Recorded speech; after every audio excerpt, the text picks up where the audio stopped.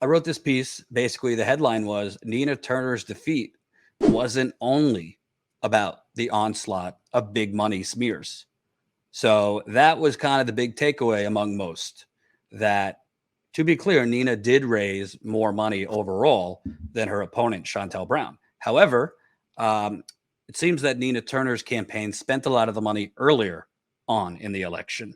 And by the end of the election, when the establishment, we're talking the media, the super PACs, when they got organized and established, boy, she was badly outspent. I mean, I couldn't turn the channel in Cleveland without seeing an attack ad on Nina Turner for basically not being, a loyal Democrat, bowl of shit, which she said Biden, voting for Biden was like a bowl of shit, first half a bowl of shit, full bowl of shit, painting her as anti-Israel because for the crime of caring about Palestinian human rights. It was endless, all over TV. It was also all around Cleveland.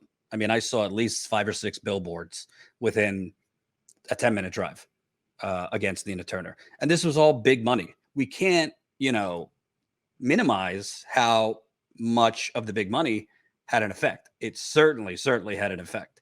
But I also think it's a disservice to claim that was the main reason she lost, because I don't think it was. So, as I wrote, any serious analysis of Turner's defeat can't ignore the onslaught of smears and coordinated attacks that the majority of voters, who in my experience covering primary elections, most of whom don't even know there is an election happening until the final week and days leading up to it, were bombarded with in the final stretch of the campaign. So we just spoke about that. But ultimately, that isn't the main reason she lost. Just take this one tweet from Independent Left News and the response from an actual voter from Ohio's 11th district. So Independent Left.News wrote, "The squad lost it, not her necessarily." As I wrote, I don't include this tweet to criticize them. They're great. I include it because this was just one of many, frankly, wrong takeaways from Turner's loss, ranging from the squad lost it for Turner. She lost because she ran as a Democrat. I want to point out, because a lot of people that were pushing this, she lost because she ran as a Democrat. I don't know if they just simply didn't do the research. I don't know if they knew this and just lied to their viewers. There was no option for Nina Turner to run as a Democrat. That wasn't an option. The Green Party has lost ballot access in Ohio.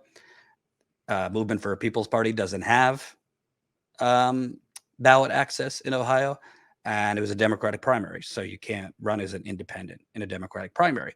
You could say, well, she should have skipped the Democratic primary and waited till the general election and ran as an independent.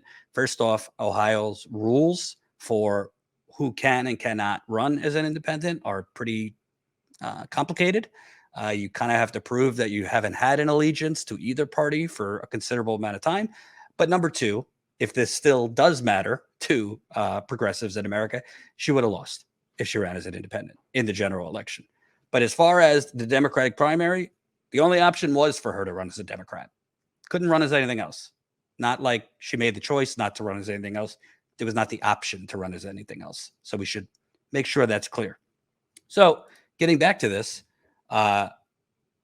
she didn't run scorched earth against the Democratic Party and Biden, thus deflating excitement and enthusiasm among progressives nationally.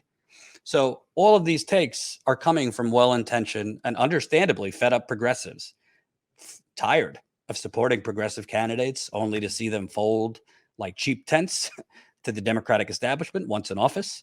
But to be direct, even though I think a lot of these people saying these things, that, the squad lost it for her, she ran as a Democrat, she didn't run scorched earth against the Democratic Party, I don't think I think they are well-meaning, and I don't think they're stupid or anything like that. I just think they're wrong.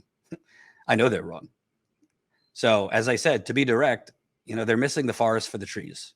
Here's one person offering the reality of the voters in Ohio's 11th district.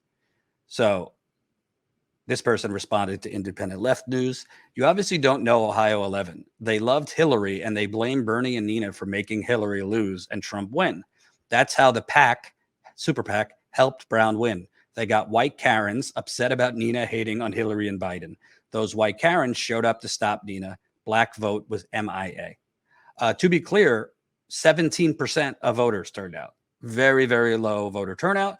Nina did win the majority of working class Black districts. So that is an improvement over Bernie.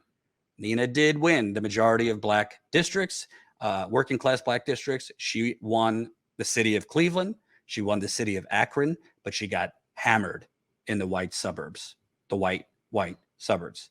Another person who's a voter in the district wrote, "This thread is 100% correct," referring to my thread. "I'm a Black woman born and raised in Ohio's 11th district, East Side suburb, and I saw everything Jordan just pointed out. Nina needed a stronger ground game very early on. She lost by 4,000 votes. There were 13 Dems running. Also, some Repubs may have voted for Brown. Some Republicans did. And we'll get to the ground game in a little bit.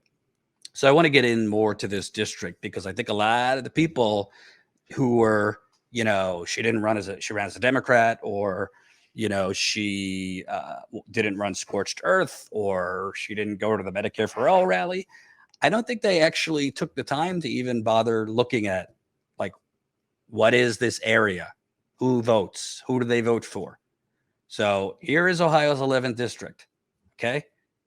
In 2016, Trump won the state of Ohio by 8 points, but Hillary Clinton won Cuyahoga County, that's Cleveland, by 35 points, and Summit County, which is Akron, by 8 points. Okay, there's the handy dandy map there. Fast forward to 2020, President Trump again won Ohio by 8 points, but Biden won Cuyahoga County, Cleveland, by 34 points, and Summit County, Akron, by 10 points. So the bottom line is 2016 and 2020's margins were essentially the same, with Ohio's 11th district, Cleveland and Akron, going overwhelmingly to Democrats, and clearly corporate establishment Democrats. Okay, but Jordan, you might say, of course, this blue district would go overwhelmingly to the Democratic general election candidate. Well, I give you the 2020 Ohio 11 Democratic primary and general election in 2020. Not Nina Turner's race. Here is then Congresswoman Marcia Fudge. Do you see that? In the general election? That would be 60 points she won by. Marcia Fudge, interestingly enough, Marcia Fudge, who was the Congresswoman in this majority Black, vote blue no matter who district, she actually supported Medicare for All and kind of, sort of, half-heartedly supported the Green New Deal. So why did she support them? Here's where we get to the truth here. Because there's a basic truth that a large swath of progressives across this country do not want to hear, and they don't want to accept. And I'm sure I'll be called a sellout and a fraud. I don't really give a shit.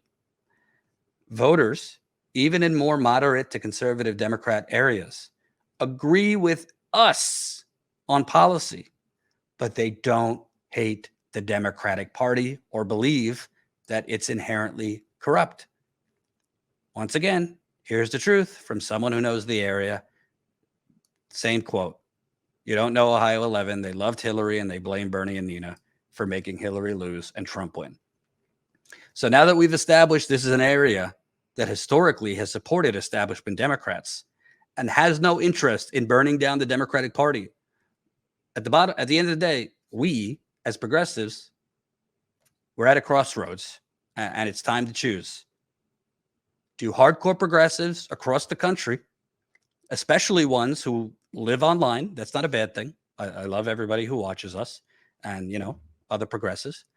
Do they want to continue to try and will voters who have been successfully conditioned over decades, I bolded it, decades, via a steady diet of corporate media and Democratic Party propaganda, to think in terms of Team Blue versus Team Red?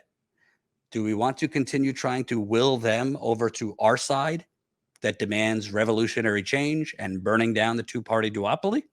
Or gasp, swallow hard, meet them where they are, and attempt to strategically persuade them on why candidates like Turner can improve their lives without going as far as burning down the Democratic Party? To be clear, because I know, people will say, oh, you're propping up the Democratic Party, oh, this, that, and the other thing. To be clear, this doesn't mean progressives need to dem enter, dem exit, or whatever variation comes about. This isn't about being a proud Democrat or even a Democrat. It also doesn't mean progressives need to abandon organizing and building a third party. Like, people have gotten to this point, frankly, where there is no gray area. People have gotten to this point where nuance means you're a sellout.